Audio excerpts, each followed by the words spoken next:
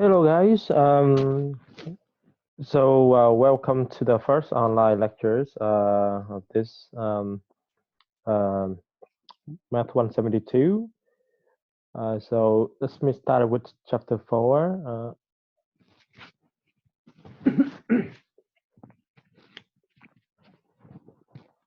Excuse me, sorry. All right, chapter 4 of the linear algebra focus on the first one is dot product. All right, so here are a few homework questions you can play around with. All right, let's take a look at a few definitions first, right? Scalar versus vectors. Scalar is quantity which only have magnitudes. For example, the time, the temperatures, so those are scalar.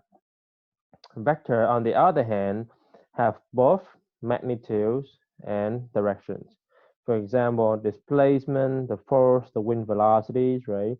So when you said, well, the velocity is 25 miles an hour, I mean that it's going in the positive direction, right? And so those are considered vectors.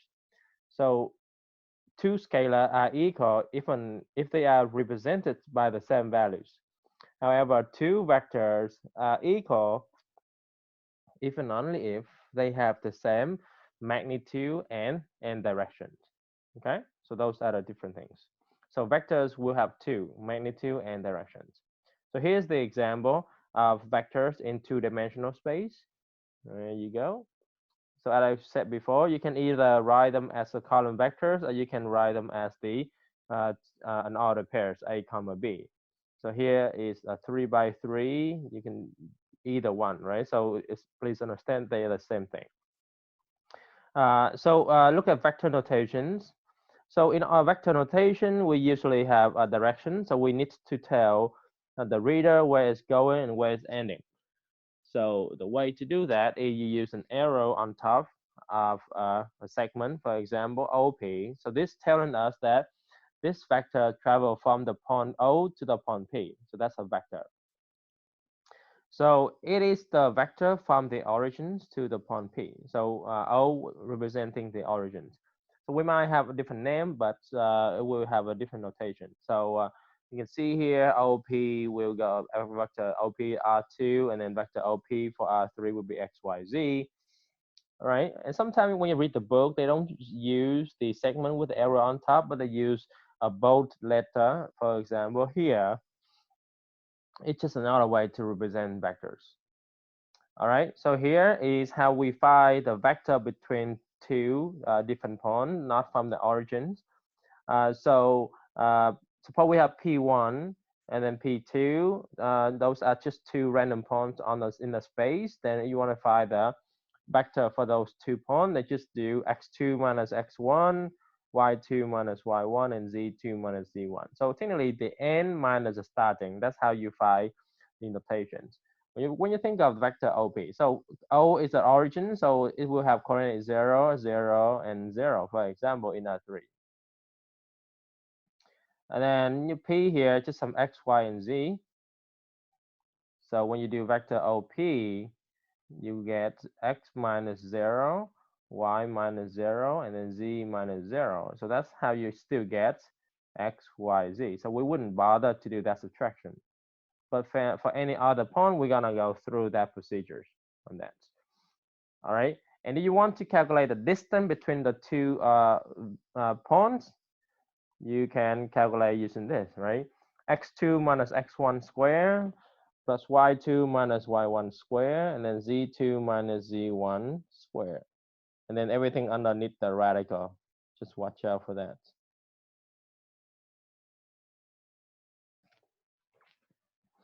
All right, so here's the example. For P equal 1 minus 2, 3, and Q equal 3, 1, 0, 5 PQ and its magnitudes. So there we go. So first, we need to find vector PQ. So PQ equal to, Q minus P, so you get 3 minus 1, commas, 1 minus minus 2, commas, and then 0 minus 3. So that will give us 2, and then 3, and then negative 3. right? Or you can rewrite this as 2, 3, -3. It's the same notation, right? Will give you the same result. All right, so the magnitudes, right? The magnitude is the same thing as distance, which equal to square root of 3 minus 1 square plot with -1, 1 minus -2, 1 minus -2 square, and then 0 minus 3 square. That will give us 2 square plus 3 square, and then plus with -3 square. That will producing 4 plus 9 plus 9. So 9 plus 9 is 18 plus 4, 22. So we have radical of 22. So the magnitude of vector PQ is radical 22, or the distance between point P to point Q will be radical 22. All right. So next, let's take a look at the dot products. All right. So the dot products. So suppose we have two column vectors. X1, X will have X1 dot dot Xn, and then Y will have Y1, Y2 dot dot Yn. Then the dot products between X and Y is defined as this. So you can see here X with a little dot and then Y, right? So X, Y mean dot product and not multiply.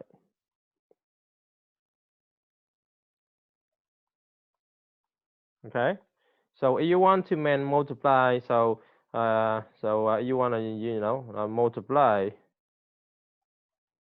we're just gonna write X, Y, or you can write X parenthesis Y. So that's the same thing as multiply. So the dot now will mean dot product, not multiply, right? So watch out for those little details. All right, so now we define the length, the magnitudes of X. So you can see here, so it's not absolute values, right? It's representing the magnitudes. So the magnitude is the length will be the same thing, same notation. All right. Oh, before we do that, let's focus on the dot product. Forgot about that. Okay, so the dot product will be x1 times x2 plus x2 times y2 plus dot dot plus xn times yn. So you take the first component of x times the first component of y, second component of x times the second component of y until you finish everything. And then you add them together, so you only get one answer. All right, so the dot product is the same thing as x transpose times with the column vector y. So if you have the row matrix times the column matrix, that's the idea. All right, so number two, we focus on the length of x, or the magnitude is the same thing, right? And when we talk about the length or the magnitude, it will be the same thing. So it's equal to square root of x1 square plus x2 square plus dot dot dot plus xn square, everything underneath the radical. So the magnitude is the same thing as the dot product, square root of the dot product itself, right? Because when you think of that, when you do x dot x is the same thing as x1 times x1 plus x2 times x2 plus dot dot dot plus xn times xn. So that will give us x1 square plus x2 square plus dot dot dot plus xn square. Okay. So therefore, the magnitude of a vector is the same thing as the square root of the dot product of itself. And another one which is very useful later on, we call the unit vectors. So the unit vectors is the vector that have magnitude equal to 1. So if any vector with magnitude equal to 1, we have it as a unit vector. And here is a few property of dot products. X dot y is the same thing as y dot x.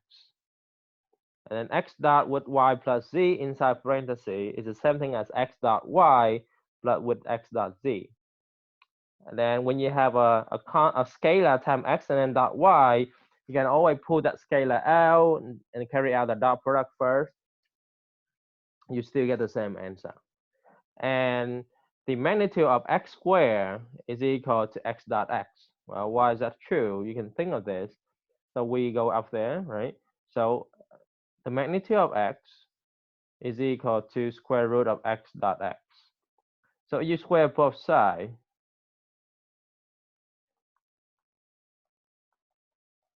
The radical will eliminate itself. So that's when you know that the magnitude of x squared is the same thing as x dot x. Okay, don't get mixed up. So the magnitude of x alone is equal to square root of x dot x. But the magnitude square will equal to x dot x. So that's the connection between those two. Protein number 5 and 6 quite trivial, right? So because the magnitude always positive, so and you have a constant multiplied to that, make sure that you find the absolute value of that constant and times the magnitude of the vector x. All right, so here's the example. Find the dot product of u and v. So I want to have u dot v. So I want to have u dot v. So u dot v equal to 1 times with 3 plus with 2 times with -2 plus with 0 times with 4 and plus with -3 times 2. All right, makes sense? So now we get 3 minus 4 plus 0 minus 6. So minus 4 minus 6 minus 10, and then plus 3, you get -7. So u dot v is equal to -7, just like that. Okay, dot product.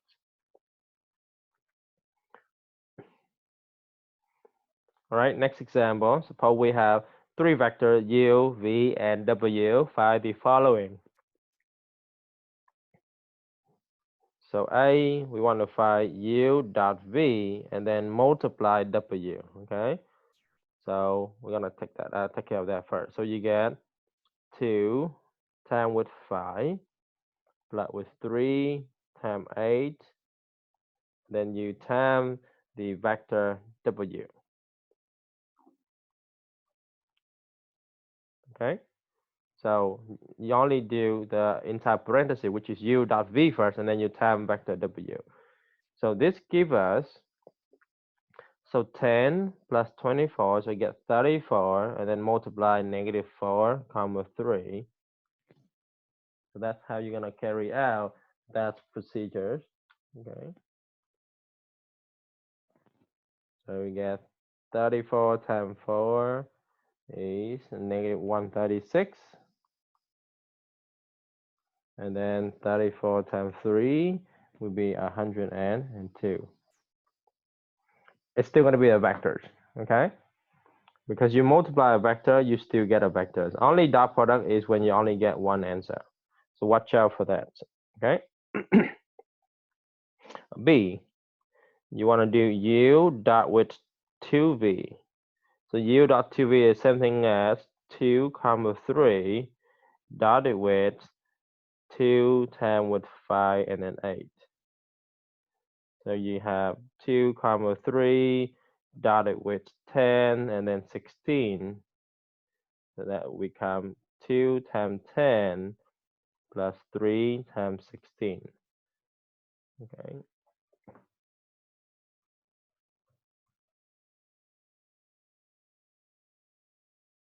So we get 68. Okay. And then C, the magnitude of W squared. So this becomes the dot product between W and W by the property of dot product.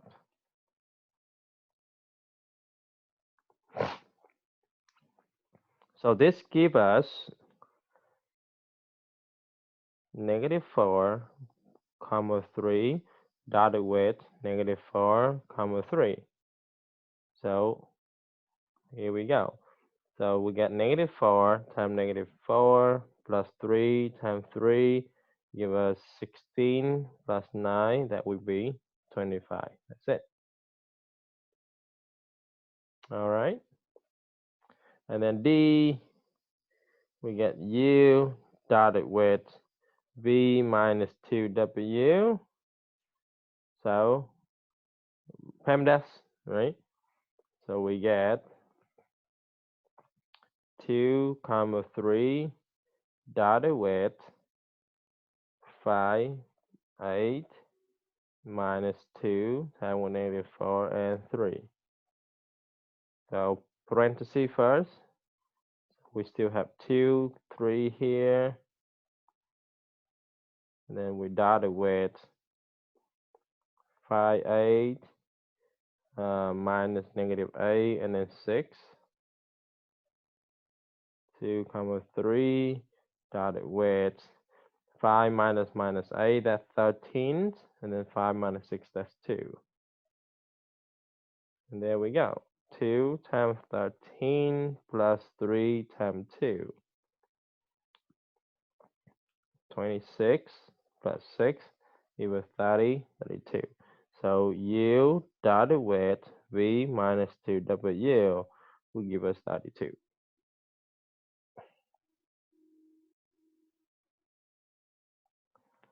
Okay.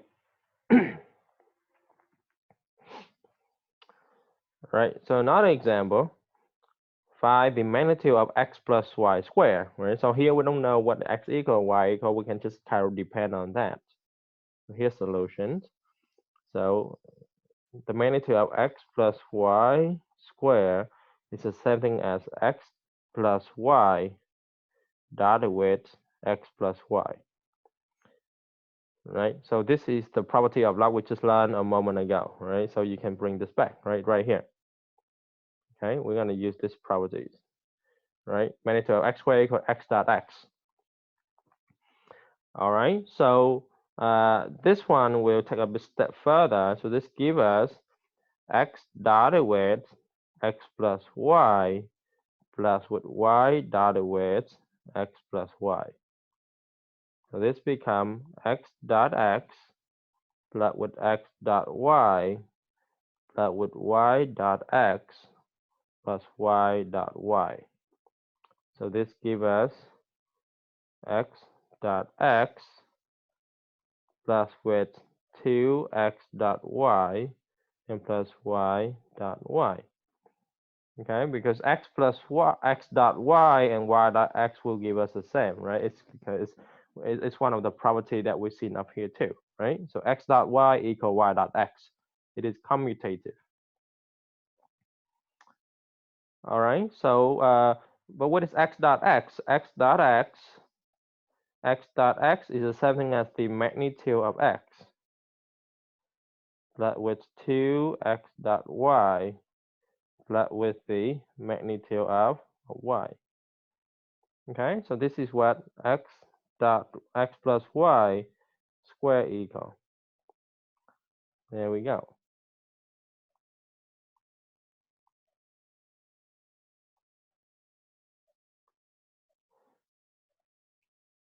Square here and square there. Okay. All right, so that's another example to show us how we can use property of dot product to play around with the expressions. All right, and now the next topic is angle between two vectors. Suppose we have two vector u and v in R3 or R2. There will be a unique angle between u and v with 0 less than theta less than pi. Okay, so here's the theorems. Let u and v be non-zero vectors, and let theta denote the angle between u and v. And then we have this expression. So this expression is very nice. So u dot v, beside the definition of dot product, this one can be applied to. So u dot v is equal to magnitude of u times magnitude of v times cosine theta. Okay, so dots on the left hand side and multiplication on the right hand side. So from this, you can do a lot of things with that. So you can say, well, then cosine of theta will equal to u dot v divided by magnitude of u, and then times with magnitude of v. You can do that. Okay, so a lot of things you can have. All right, so here's the example. Find the angle between 2, 3, and then V is 5, 8. So yeah, you can do this formula up there. So first find the magnitude of U.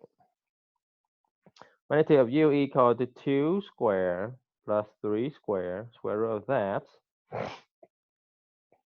So this become 4 and 9. So that's 13, radical of 13. And the magnitude of V, which happens to be square root of 5 square plus with a square. So you get 25 plus with 64. So that's 89. And let's do U dot V, which is 2 comma 3 dotted with 5 comma 8. You get 2 times 5 plus with 3 times 8. So we have 10 plus 24, which is 34.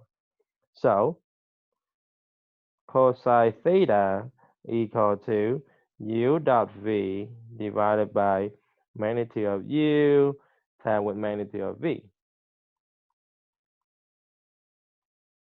So this equal to 34 divided by radical of 13 times with, or not dot, but multiply with radical 89. So theta equal to cosine inverse of this 34 divided by radical 13 times radical 89. So put on the calculator, you can be able to find it.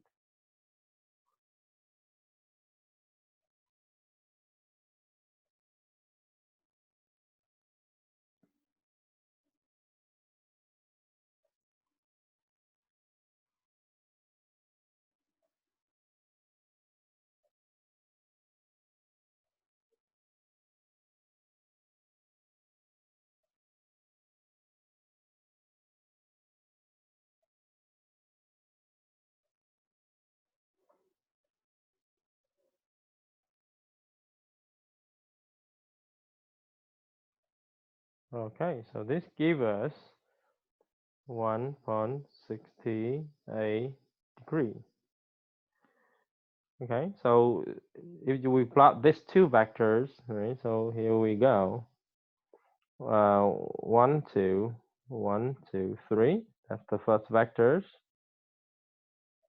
And then the other one is 1, 2, 3, 4, 5, and 1, 2, 3, 4, 5, 6, 7, 8. Right here. So that's vector V and that's vector U. And the angle between those two will be 1.68 degrees. There we go. All right, so moving on with the same expression here, angle between two vectors.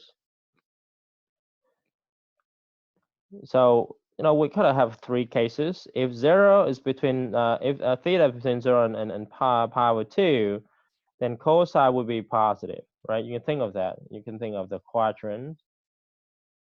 So this A between 0 and then pi over 2, and then pi here, and then, okay. So in this quadrant, cosine will be positive. So when theta equal to pi over 2, then cosine will be 0, right? And then between pi over 2 to pi, cosine will be negative. So cosine will be less than 0. So right here, cosine equal to 0. Yeah, so it's a 90 degree. You can think of that. All right, so because of that, it's kind of give us the connection here. U dot V will be positive if theta between 0 and pi over 2, because U dot V depend on cosine, right? That's only determine it's gonna have. And then U dot V equal to 0 if and only if theta equal to pi over 2, based on that formula again. And U dot V will be negative if the angle between pi over 2 and pi, because the magnitude of V and magnitude of U is always positive no matter what. So the only thing determine the dot become positive or negative really depend on cosine of theta. And that's how they connect to each other. And this is a very important theorem, right? Orthogonal. Two vectors are orthogonal if and only if U equal to 0, V are equal to 0, or the angle between those will be pi over 2. So you put everything together, we have this theorem. U and V are orthogonal if and only if U dot V equal to 0. So another way of saying that is that, right, U perpendicular to V, then U dot V equal to 0. U dot V equal to 0, then U better be perpendicular to V, right? Or orthogonal on that, right? Perpendicular, okay? All right, so here's the example. Find the angle between U and then the vector between V. So up there, we did when you have a two-dimensional, right, U and V. So go ahead and see you can do the next example too. Find the angle between U and V, where now we have a 3×3, okay?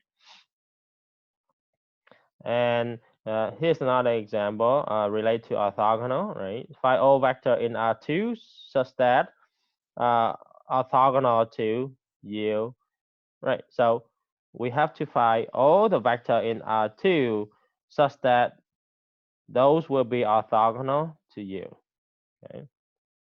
So we don't know what they are, so we're gonna go ahead and find it, right? So orthogonal means that the dot product equal to 0. So we're gonna pick some arbitrary vector in R2. So let's say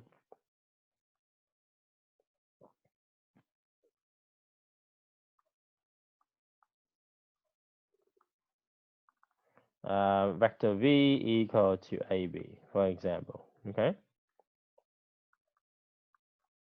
Then U dot V must equal to 0. So this is the same thing as AB dotted with 4, 2 must equal to 0. So this is the same thing as A times 4 plus with B times 2 must equal to 0.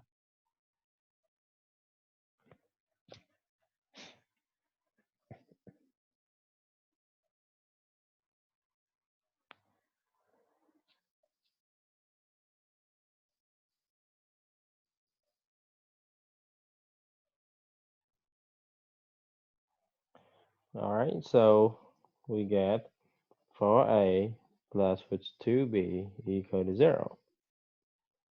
Okay, so from this expression, you can say, okay, 2B equal to negative 4A, then B is equal to negative 2A. So any vector in R2 such that B equal minus 2A will be orthogonal to U equal to 4, 2. Right, so you can see here, so what did we pick? We picked V equal to AB. In this case, A comma minus 2A. So that's the idea, okay? So any vector in that form will be perpendicular to the vector 4, 2. All right, so that's the idea. Another thing here, we have projections. So given non-zero vector U and D, where D is the directional vectors, And then we can express u as a sum of two vectors. We call that u1 and u2, where u1 is parallel to d and u2 is orthogonal to d. All right, so you can see here u1 is parallel to d, the directional vectors, right? The directional vectors. And then u2 will be perpendicular to d, the directional vector. So d is the directional vectors. So d is called that directional vectors.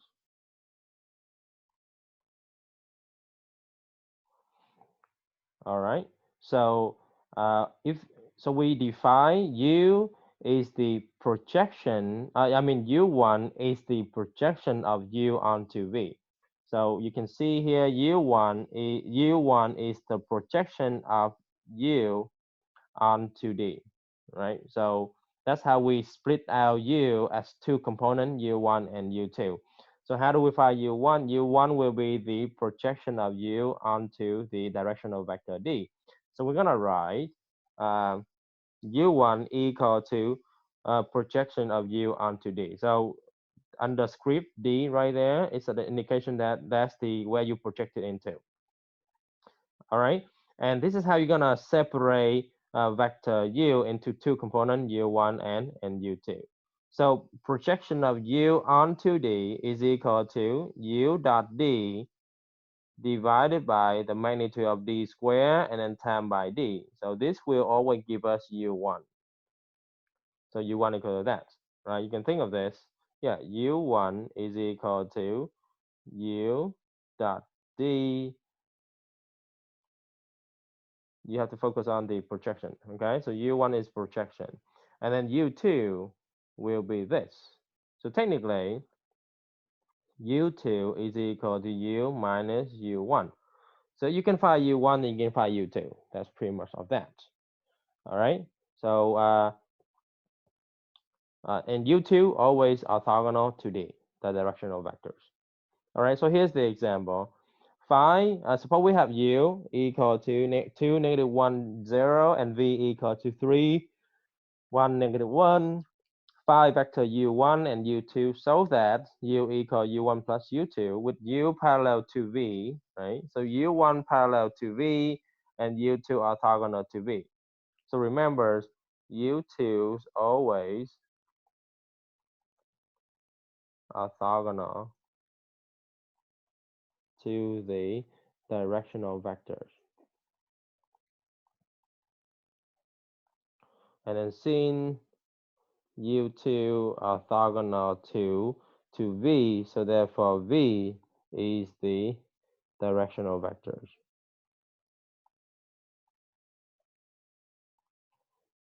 And u1 will be the projection, okay? u1 will be the projection of u onto v.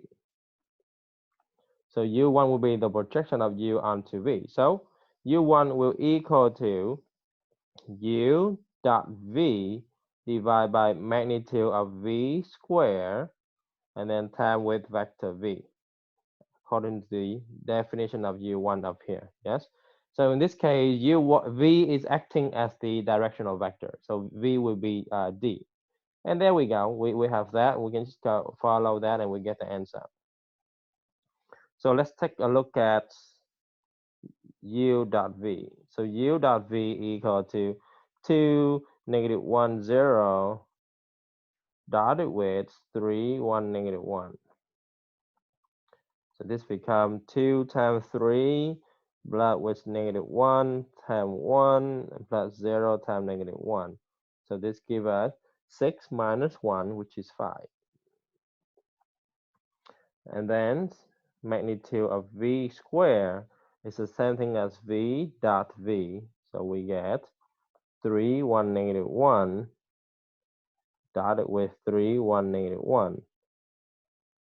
So we get 3 times 3 plus 1 times 1 plus negative 1 times negative 1. So this gives us 9 plus 1 plus 1. So that's 11. Okay. There we go. So U1 equal to 5 divided by 11 and then time with 3, 1, -1. So this gives us 15 over 11, 5 over 11, and then -1 over 11. There you go. Or you can write in component form, or U1 equal to 15 over 11, 5 over 11, and -1 over 11. I mean -5 over 11.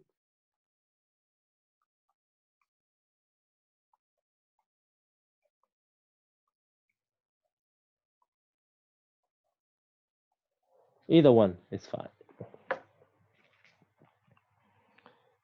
So that is U1. Okay, so now we can find U2. U2 equal to U minus U1, which is 2, -1, 0, minus 15 over 11, 5 over 11, -5 over 11. We get 2 minus 15 over 11, -1 minus 5 over 11, and then 0 plus was 5 over 11. So this should give us 22 minus 5, that is 17 over 11, and -11 minus 5, so -16 over 11, and then 5 over 11.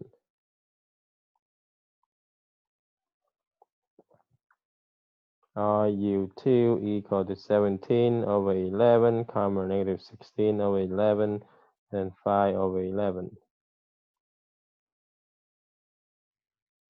Okay, so that's how you find U1 and U2.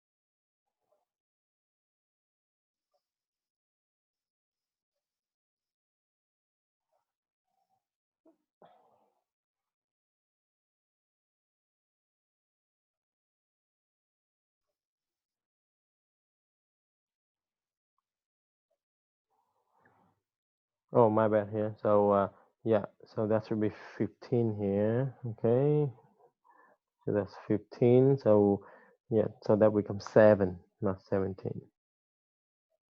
That becomes 7. This one is 7. There we go. Right, so this is better. Okay, so that's the end of section 4.1. Now moving on to section 4.2, inner product space. So here is a few example of inner product space.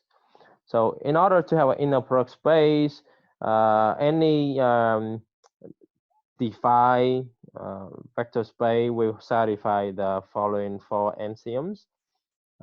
First one is the inner product space between U and V will be the same thing as inner product space between V and U. So remember, this notation here is inner product space.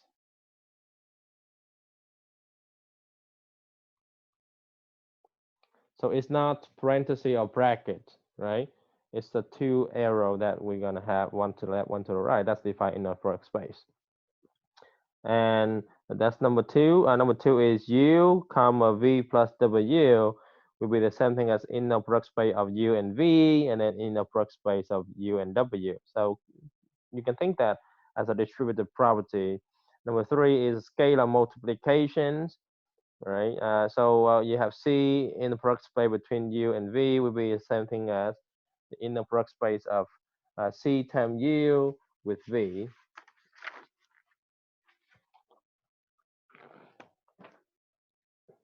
for some real numbers on that. And then last one is inner product space between V and V will be bigger than 0. Then inequality is only true when V is a 0 vector itself. All right.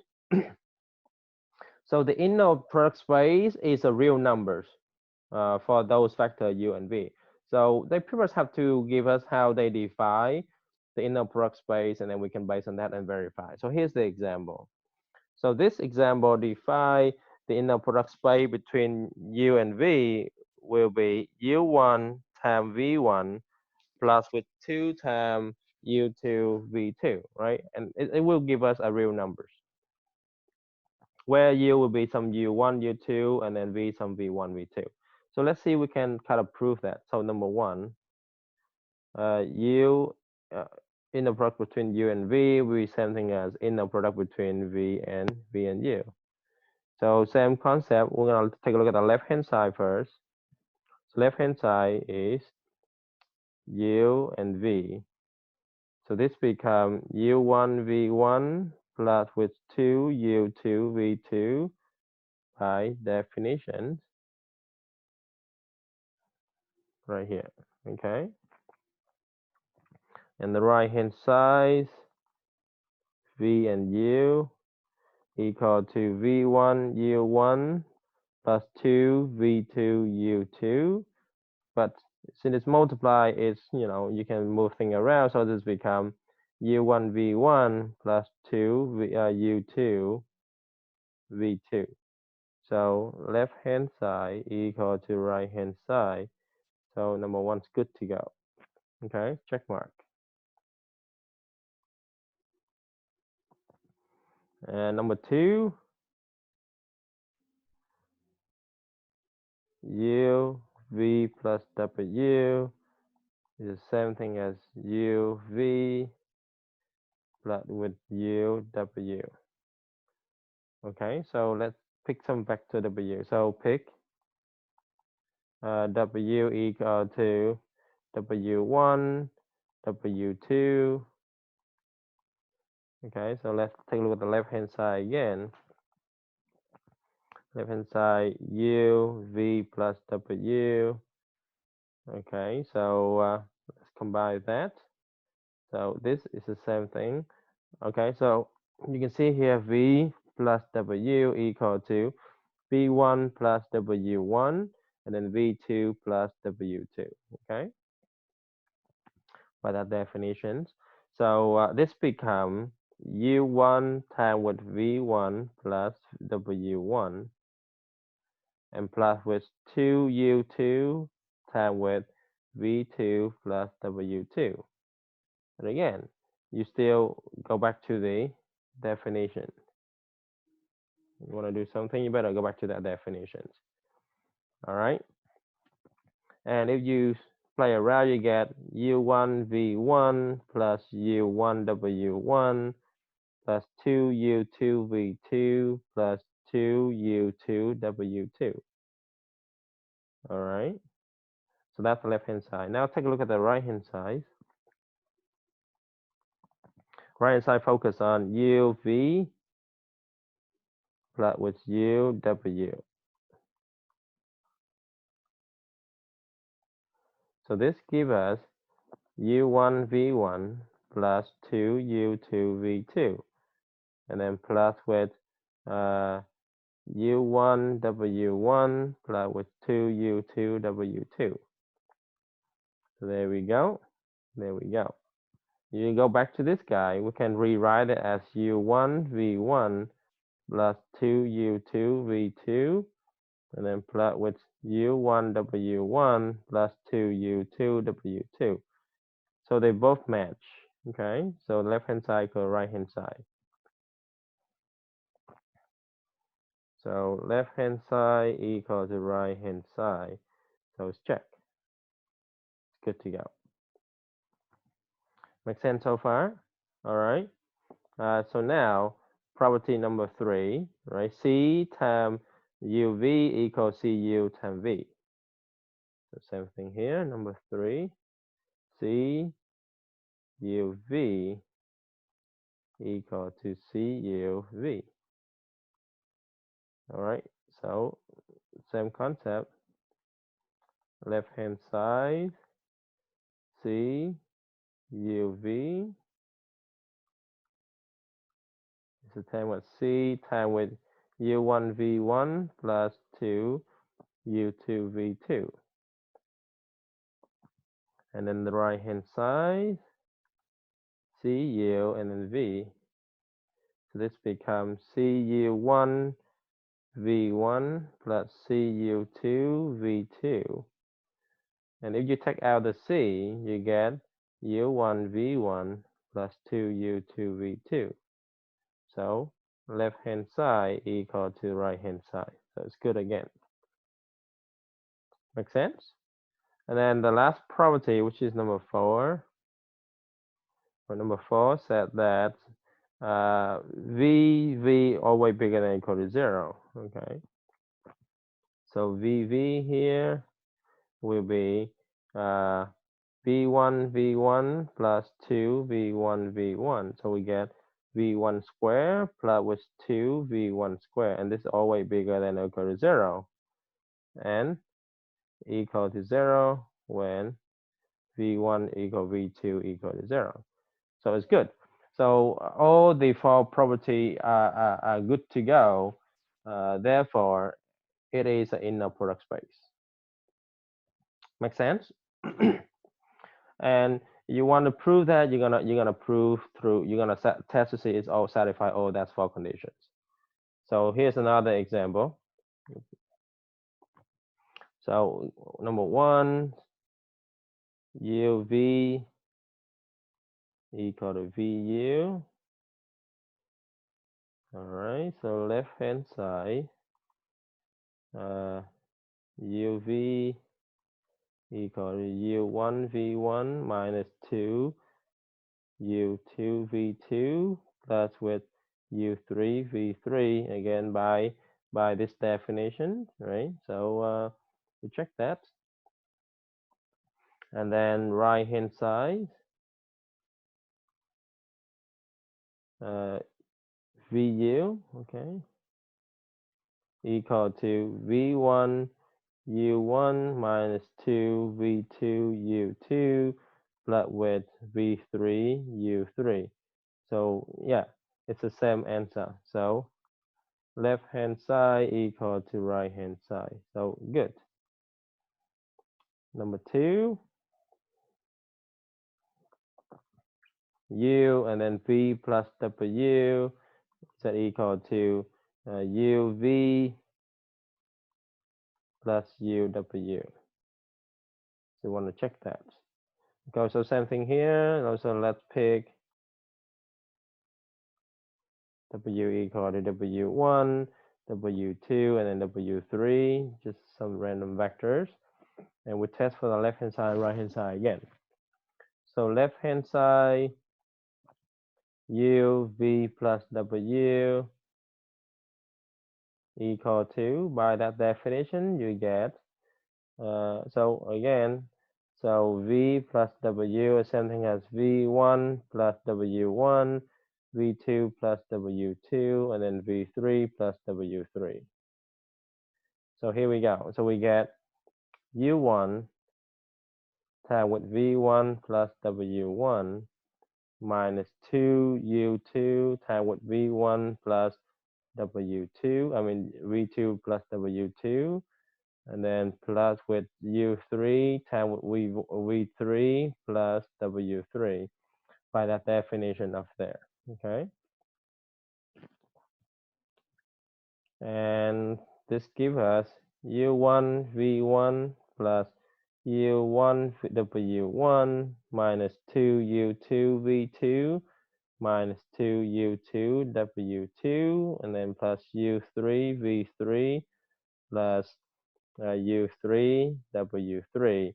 And we arrange it and say, okay, U1 V1 minus 2 U2 V2 and plot with U3 V3 and then plus with U1 W1 minus 2U2 W2 plus U3 W3. Now you look at the right hand side. U1 V1, I mean U and V, plot with U and W. So this equal to U1 V1 minus 2 U2 V2 plus U3 V3, and then plus with U1 W1 minus 2 U2 W2 plus U3 W3. So all of this still go back to that definition of that. Okay. So yeah, so left hand side equal to right hand side. Good. And number 3, C U V, is that equal to C U and then V? All right. So left hand side. So we get C times with U1 V1 minus 2 U2 V2 plus U3 V3. So this gives us CU, just leave it there, I would say. And then the right hand side, CU, and then V. This becomes CU1 V1 plus, minus 2CU2 V2 plus 3 plus, CU3 V3. And if you take out the C, you get the same thing as the left hand side.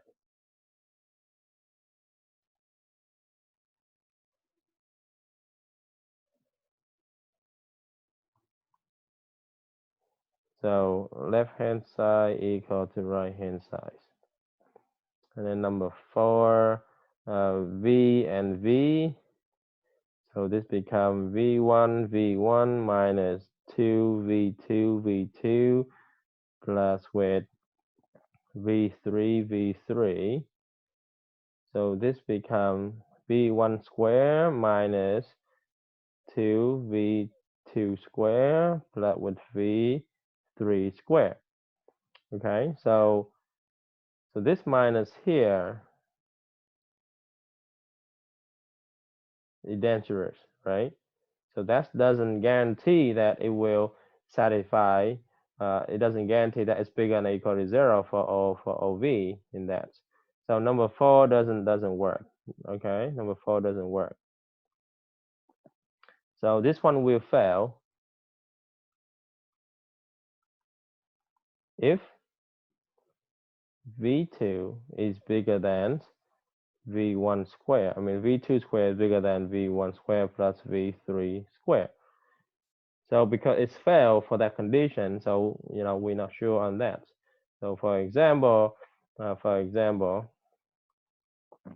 pick V1 equal to 1, V2 equal to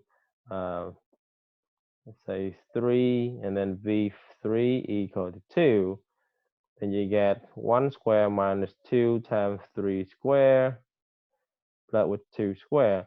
So this one equal to 1 minus 18 plus 4. So this is negative 13. So this one is not bigger than or equal to 0. So fail.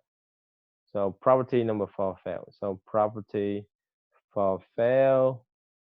So therefore, it's not an inner space.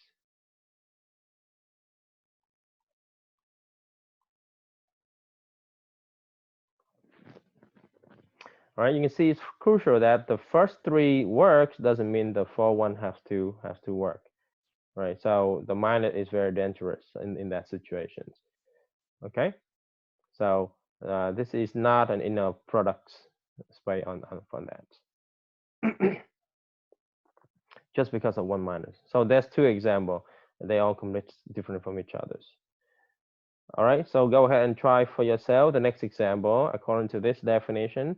So suppose we have 2 vector A and B, 2 matrix A and B, and the inner product between the matrix A and the matrix B defined by A11 times B11 plus A12 times B12, A1,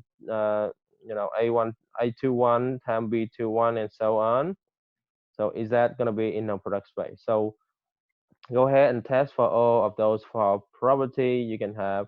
You can do that. So let's break down a bit further. Suppose I have A equal to A, B, C, D, and then B equal to E, F, I, J, for example. Then A inner product space between A and B will equal to A times E plus B times F plus C times I and plus D times J. So that's what it means by these definitions. Okay, so break it down a bit easier for you guys to see. So again, entry to entry, right? A have to be with E, and then D have to be with F, and so on, right? Entry by entry, and that matters. So go ahead and try for yourself to see if it's an inner product space or not. All you have to do, go ahead and verify all the four properties you're gonna have. So here's is another example. So this one here, it is already in a product space. So this is how they define it.